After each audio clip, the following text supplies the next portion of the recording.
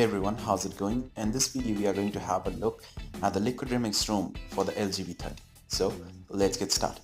First of all, right here we have some ambient display options like music ticker and other such stuff, as you can see here.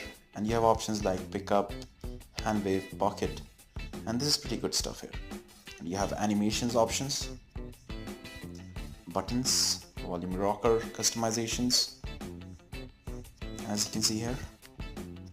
So actually there are a lot of gestures here. As you can see, you have AOSP gestures and all these things are in one place. You'll find that under the liquid lounge in settings. If carbon gestures, edge gestures, gesture anywhere, navigation gestures, I mean there's a lot of stuff here. You have pie control, as you can see here. You have swipe to screenshot, screen off, power torch, status bar, lock screen. You have some keyboard options as well available here for you. You have lock screen options, as you can see here.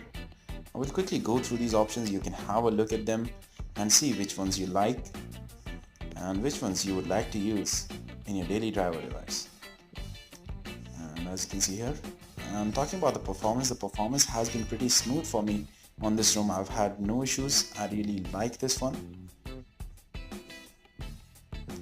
as you can see here. And I played PUBG on this one and PUBG worked really well. It worked smoothly, much better than what performance I get on stock Android, and even the battery life is pretty good. And I would say it is better about 20% than stock Android on LG devices. I hope I didn't miss any of these options, so I'll just go through them again.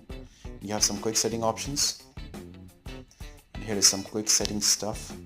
You can see there are a lot of options here. You have recent panels, status bar customizations,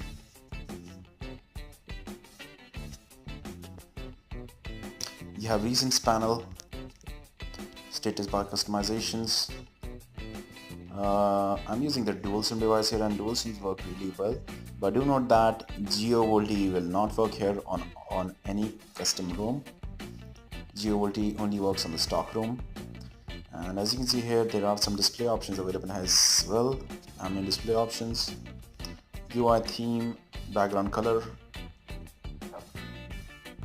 and stuff like that. And in the sound options, you will also find the hi-fi quad DAC option, so that's pretty good. So you also have digital well-being, a staple feature of Android Pie. So that's pretty much it for this ROM. If you like this video, click on the like button and also subscribe to my channel for more videos. Thank you for watching. Have a nice day.